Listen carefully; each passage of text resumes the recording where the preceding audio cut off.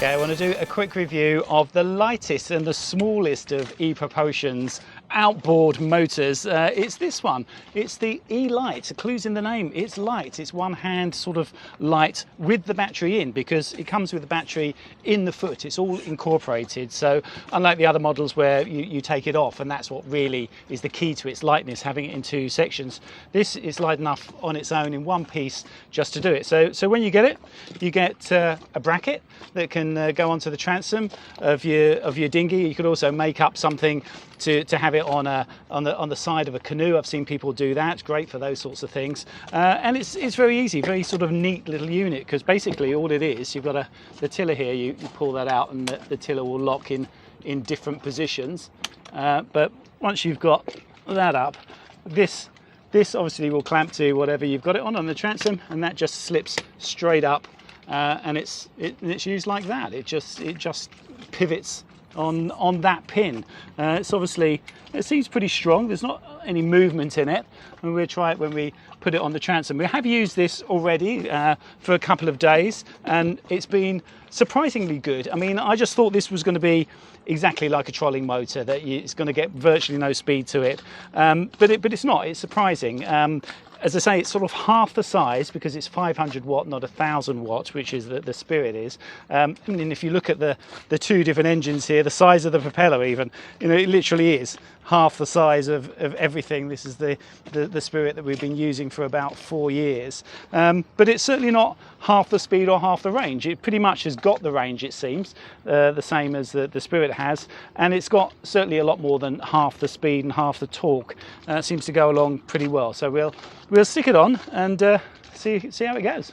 So just going to put this on, but before I do that, just a word about what it's actually useful for, what it can and can't do. What it can't do is get your dinghy on the plane. If you're going to do that, if you're going to want to do that, you are going to need a petrol outboard. Now, we survived for 5 years in the Mediterranean without the petrol outboard. We didn't need it, we didn't miss it, and the advantages of having an electric engine on the back of your dinghy was so much better than anything you might lose by being able to get on the plane and have that sort of speed. And in fact, I mean, this is a 9.8. It's a 9.8 two-stroke, so it's lighter than anything you can buy in Europe. They're sort of twice as heavy, the four-strokes. But it is good because it is lighter, but still very difficult to get on board. I mean, I showed in a recent episode when I was single-handed me trying to get this on board, and it's virtually impossible. If you're somewhere where there's swell, then I wouldn't be able to do it, so it's not feasible. Also, our dinghy is this one here. It's a small, lovely true kit. It's a flat bottom dinghy. We've got it because it's very light, and so it's useful for us to be able to put up and down on deck as well. But it's rated for a 5 horsepower engine. So if you're going to have a 5 horsepower engine, do not go out and buy a petrol 5 horsepower, because you're getting the worst of everything by doing that. You've got to carry fuel around, for one thing.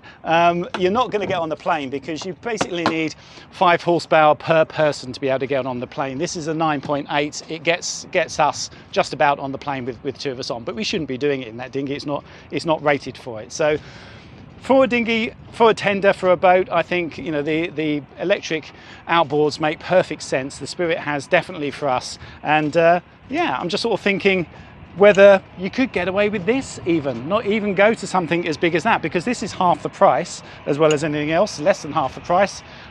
So let's see how it performs. So just bring things aboard. Very, very easily done with this engine, because it is so light, and clamp it onto the transom. So first of all, we just clamp this on. Very easy. And the foot will just slide onto that, which means if you're out and about with this, I mean, you could just completely take this off and take it with you, because it's light enough to do that, really. So it just basically slips on to there, and it's locked on. You just have to press the little blue button down here, and then it will slip back off again. So it is sort of easy to take off and on. I mean, actually what I've been doing when we've been tying up to the back of the boat here, because some places in the Caribbean, you know, is at risk of getting things stolen even off the boat, is just taking this in with me, because you don't have to sit there and unscrew it all. You just press the button, lift it off, take it inside with you. So yeah, I think that's quite a good little feature. Other things, once it's on there, you can move the tiller arm up and down. It locks in several positions. Obviously locks in the position all the way down for when you're carrying it. Normally you'd have it straight if you've got the room to do it. And there's a little button in the side here that you can push, and that will allow you to bring it out, so you've got a little bit of extra length as well, which is really good. So with this button this way, the motor's locked in its vertical position. If I pull this up and push that away, it can now tilt up. So obviously for storage it can still tilt up and just stay there.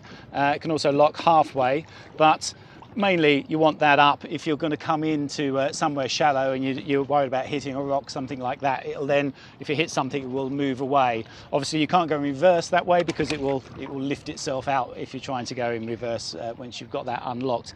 But yeah, it's a good idea going into shore. Release that, and you know, as you're going in, you can just, because it's nice and light, ease it up yourself to eke that last little bit out as you're going into the shallow water going in. So the last thing that you have that I haven't shown you yet is this, the little lanyard that you can put around your hand and stick on there. Obviously this is the safety cord, so as soon as you pull that off, the motor will stop.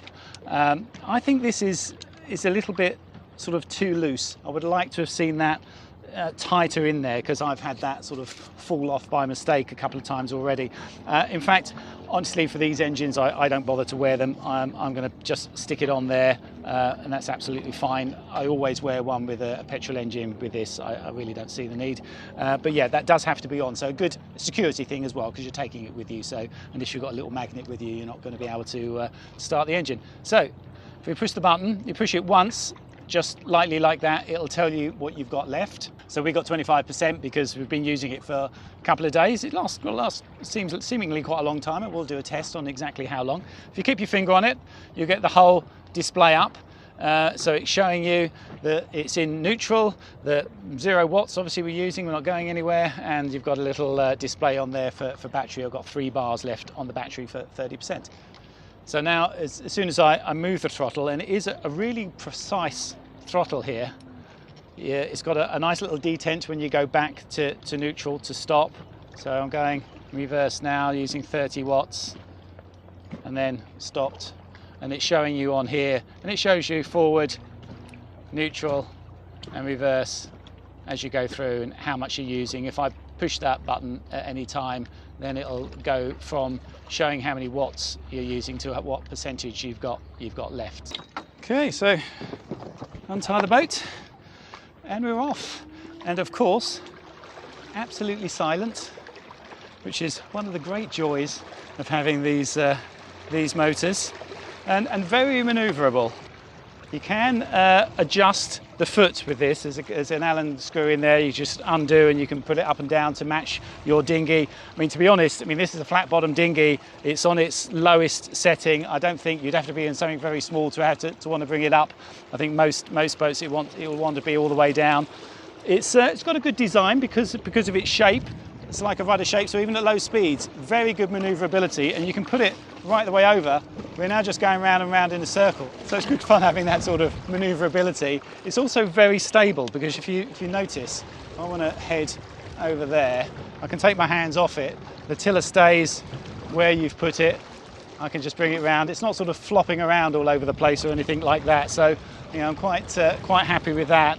And it's showing you all the time what you're using in the way of power. So at the moment, 268 watts. So if I wind this up to full speed, that should be 500 watts. So I think this is probably about jogging speed, about 4 or 5 miles an hour at the moment. So that's 500 watts. If I actually now turn around, I'm going to go a little bit downwind, see how much we can get with that, and with it in sport mode, because if you press the little button here twice, the little S comes up, and that is sport mode. So for about 1.5 minutes, they say you can get up to 750 watts. But at the moment it's showing 600. It might not get to the whole 750 because it's not fully charged. But you can see you've got a useful increase in speed and torque. So if it was windy, you're fighting some waves or something, you've got a little bit of an extra push that you can have. Press it twice and you come back out of that and back down to 500. So the other things which are quite useful with this, Julia liked this, I haven't shown you this yet. In here, got a little USB-C. So you can charge your phone. Quite often we go out and we haven't got a charged phone, or there's a battery of a camera that's just dying. So I'm gonna have to make sure that I've got a USB lead in our little box down here all the time. So if we need to charge something up, we can charge it from there. Well, I am gonna try it though as well, just to show that it works. Kill cord, take it off, and we do stop instantly. So that works. Put it back on again. I think you have to go to neutral first. It's got a bit of speed, isn't it? It has got a bit of speed. So if you're looking for an outboard motor for your tender, for your yacht, is the eLite the one to get? And the answer really is no. This one is the Spirit. It's the ideal thing really to have as a tender for your boat. It's just a really good, reliable, useful engine. It can fit on any dinghy because it comes in different sizes. You can get a different shaft length if you've got quite a big dinghy, and it's capable of moving a big dinghy, you know, quite fast. Really not a problem at all. So the ideal thing. So what's the eLite for? Why will I have that? Well, I mean, if you really have got a little dinghy, you really don't do much to it, you've just sort of going to your boat that's on a river mooring, something like that, then absolutely perfect, easy to carry around if you want to take it, you know, to and from the boat every time, all that sort of thing. Just ease of use, and it is better than a trolling motor, so you know it is usable if you want to use it as a tender for your boat. It will go through the sea. I thought that, you know, it's only going to be really good if you're in a situation where you're on you know, sort of fresh water on a lake or a river or something like that. It's not. It can cope with sea conditions, no problem at all. So that's pretty good. But do be wary. I mean, if you were going to go for the eLite and you've got a big dinghy, then I think you've got to measure it up first and make sure that shaft length on its longest measurement, you know, with the clamp all the way up, is going to be long enough, because it probably won't be for a bigger dinghy. But yeah, great little thing to have. Great thing for a backup. So certainly for people that wanted to have something as a backup for their unreliable outboard engine, something you could have just in the locker, and it would be perfect for things like that. And you know, it's cheap and it's small and you can store it. So it's definitely got a place. Great little engine, I think.